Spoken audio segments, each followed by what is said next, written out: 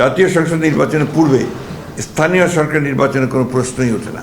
2 নম্বর, নির্বাচন পেছানোর চিন্তাটাই বা আসে করতে, এবং আপনার মোটামুটি একটা স্টেবিলিটি এসছে আপনার গভর্নেন্সের মধ্যে, গভর্নমেন্টের মধ্যে।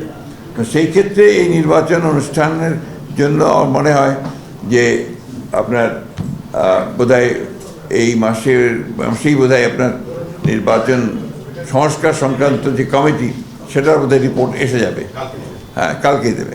সুতরাং আমার মনে হয় না যে এটা আমরা আরও বিলম্বিত করার প্রয়োজন আছে, কারণ যত বিলম্ব হচ্ছে ততই রাজনৈতিক এবং অর্থনৈতিক সংকট আরও বৃদ্ধি পাচ্ছে। কারণ আমরা বারবার করে বলছি যে আসলে নির্বাচিত সরকারের কোনো বিকল্প নেই, এটা গণতন্ত্রে এটাই হচ্ছে সবচেয়ে ইম্পর্টেন্ট বিষয়। তো সেই ক্ষেত্রে আমরা মনে করি যে এই বছরই মাঝামাঝি সময়, অর্থাৎ আপনার জুলাই আগস্ট মধ্যেই নির্বাচন সম্ভব।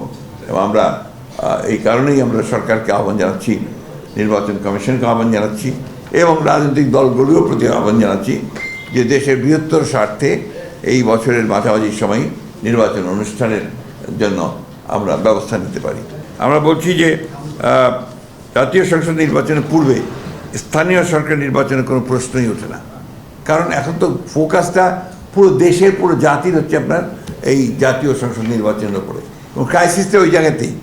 গত 3টা নির্বাচন হতে পারেনি, মানুষ সেই জন্যই তারা নির্বাচনের মধ্য দিয়েই যে গণতন্ত্রের উত্তরণের যে পথ, সেটাকে তারা সুগম করতে চায় না। Local government is not the, মানে ওইটা তো আপনার জাতির সমস্যার করে না, আপনার দেশ চালায় না, ওটা তো লোকাল গভর্নমেন্ট চালায়।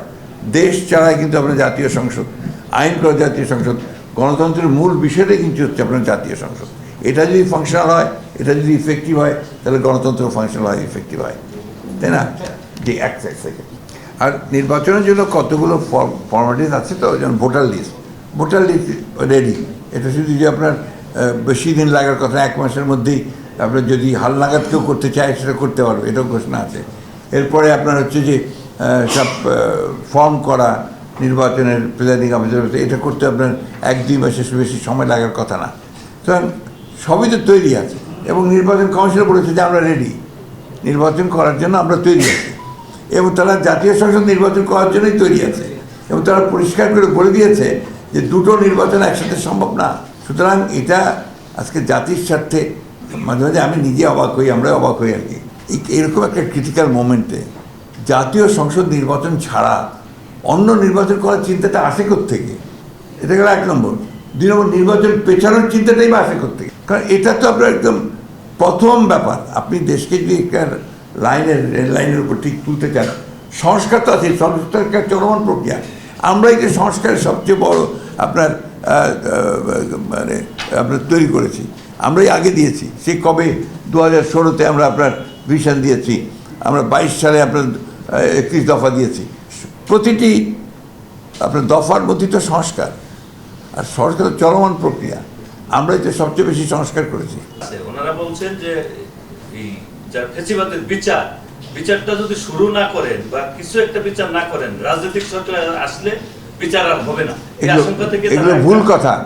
রাজনৈতিক সরকার দিয়েই তো আপনার ফাঁসিগুলো দিয়েছে, তাই না? সুতরাং আপনার বিচার তো রাজনৈতিক সরকাররা করে।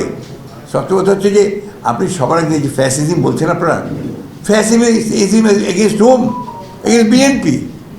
আমাদের উপরে যে ফ্যাসিস্ট অত্যাচার, নির্যাতন, প্রচার কার উপর হয়েছে? কারোর উপর হয় না।